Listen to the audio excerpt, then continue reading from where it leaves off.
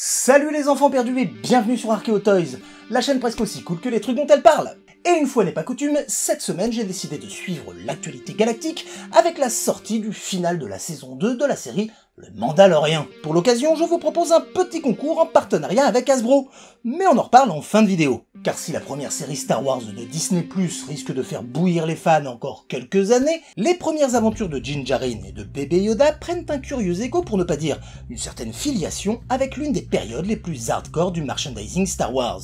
J'ai nommé les Ewoks. Ces 6 mignonnes boules de poils anthropophages sont aujourd'hui considérées comme de naïves tentatives de vendre des peluches. Elles sont souvent oubliées dans le canon officiel d'ailleurs, mais il ne faut pas oublier que les 2 téléfilms et la série animée qui leur sont dédiés ont longtemps été la première marche de ce que l'on appellera l'univers étendu. Et 40 ans après la première apparition de Wicket dans Le Retour du Jedi, The Child pour les Américains, l'enfant en VF, ou pour ceux qui ont vu la saison 2, le petit crapaud aux grandes oreilles semble bien éloigné des si douces peluches des forêts stellaires. Ce n'est pourtant pas la première fois que Star Wars tente d'imposer ce type de personnage muet. Parfois il s'agit de droïdes comme R2-D2 ou BB-8, parfois ils restent aux frontières de l'intrigue comme les Porgs ou les Jawa, et parfois ils s'expriment tellement qu'ils en deviennent inintelligibles comme les Gungans. Presque tous ont pour fonction d'apporter un peu d'humour et des situations cocasses, mais aussi un brin de mystère. Il lève le voile sur une organisation, une technologie, une espèce, avec ses besoins et ses particularités. Et au-delà des Porgs, dont on ne sait pas trop s'il s'agit de mascottes ou de réserves de nourriture sur pattes, bébé Yoda est le seul à préserver tout son secret après autant de temps à l'écran.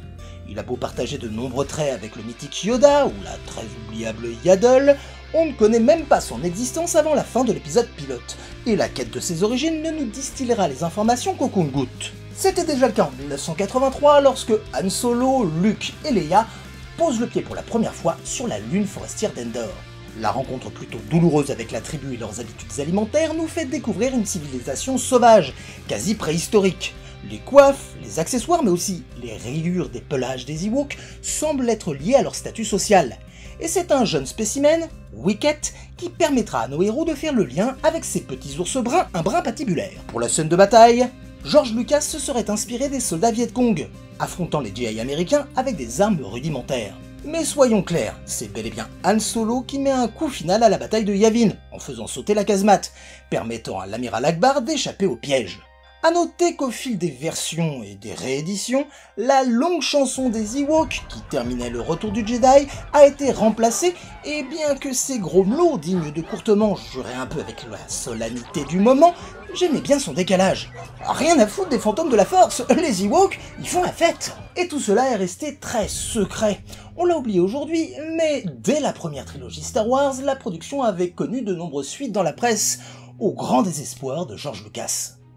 Le secret autour des nouveaux personnages comme Boba Fett, mais aussi des twists scénaristiques, crée une véritable paranoïa dans l'équipe. D'autant plus que la concurrence devient rude avec les fabricants de jouets.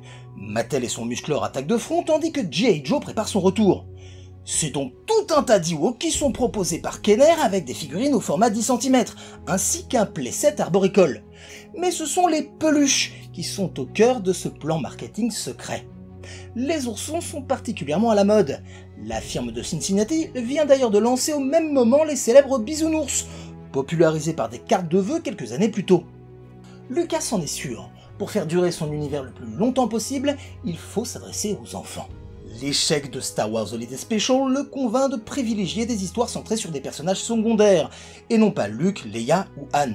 Et c'est avec l'aventure des Ewoks, en 1984, que s'ouvre la série des spin-offs. Diffusé tout d'abord à la télévision, il aura aussi droit à une sortie cinéma hors des États-Unis. Réalisé en 6 mois pour la bagatelle de 4 millions de $, le double d'un téléfilm normal, il s'agit d'un conte pour enfants, aussi bien sur sa forme, avec la voix du narrateur, mais aussi via ses protagonistes. 2 enfants cherchant à rejoindre leur famille après un crash sur Endor. Warwick Davis reprend son costume de Wicket, mais c'est la très jeune Sindel, âgée d'à peine 4 ans, qui fait sensation. Sorti en France en 1985, l'aventure des Ewoks pourra même compter sur le soutien de la plus célèbre des animatrices pour enfants, Dorothée, qui non seulement enregistre le livre-cassette dérivé, mais surtout la chanson finale de la VF, qui obtiendra carrément une victoire de la musique. Malheureusement, un nouveau doublage a effacé ce détail dorothesque en 2004. Dès l'année suivante, on a le droit à une suite, la bataille d'Endor, qui prend place quelques minutes après le premier opus, et qui voit tous les efforts pour réunir la petite famille brisés dans un meurtre de masse qui m'a longtemps empêché de dormir quand j'étais petit. On sent que Lucas cherche un peu à lâcher la bride, et rêve déjà à ce qui deviendra Willow, toujours avec Warwick Davis, mais sans ses poils. On tombe rapidement dans une sorte de Star Wars fantasy, avec un mélange de magie et d'effets spéciaux un peu ratés. C'est que la signature visuelle portée par la première trilogie coûte cher, très cher, trop cher pour la télévision.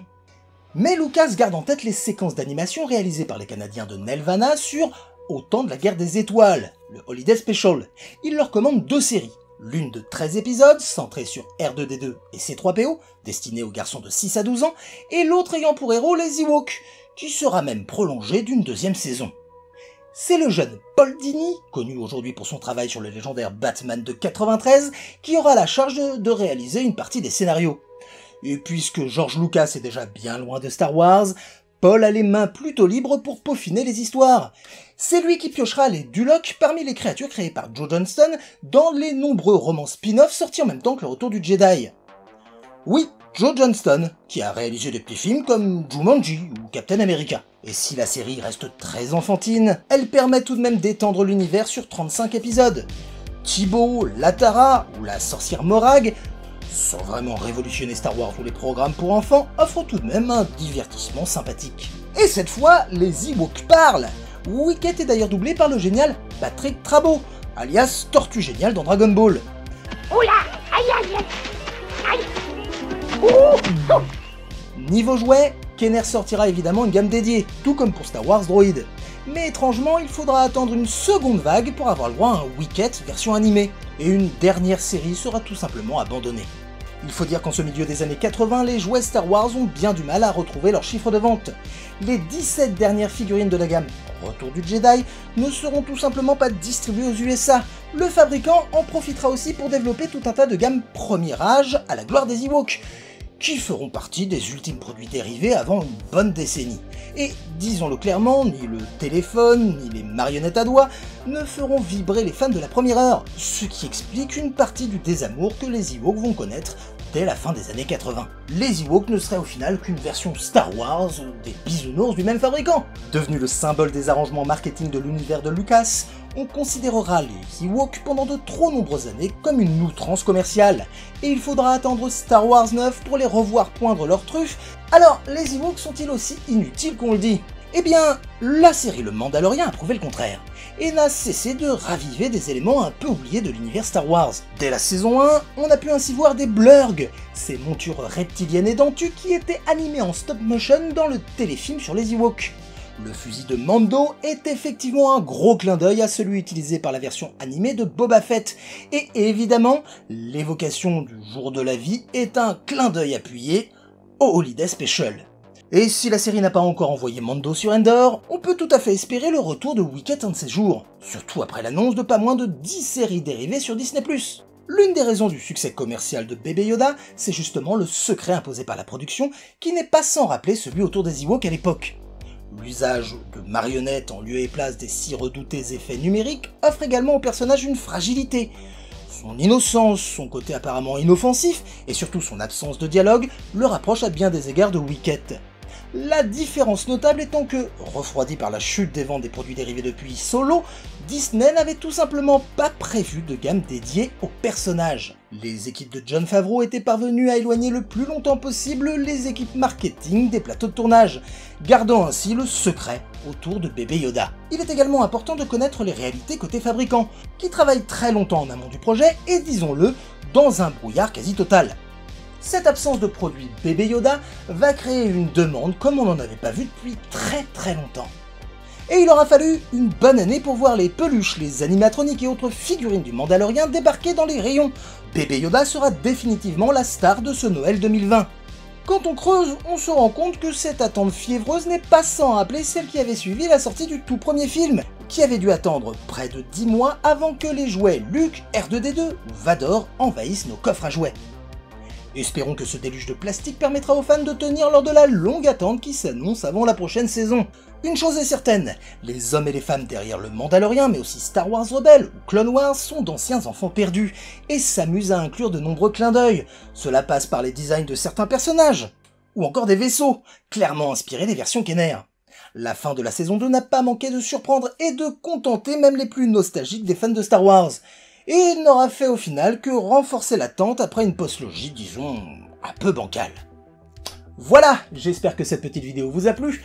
Comme promis, je vous propose de remporter une figurine exclusive du Mandalorian. Bon, la vôtre sera blistée, hein, celle-ci, c'est la mienne.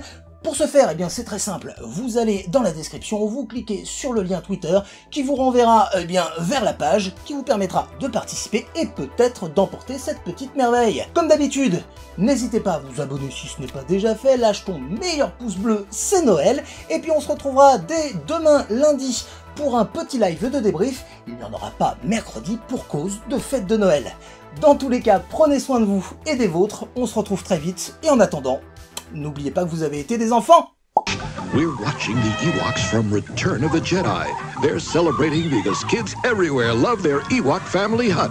We can help the trap Luke Skywalker. Hurry, Ewoks! Let's take the wagon, Princess Nisa. The Ewoks save the day! Yay! Yes, It's a galaxy of fun. The Ewok family hut and other Wicket the Ewok toys, each sold separately. New from Kenner Preschool.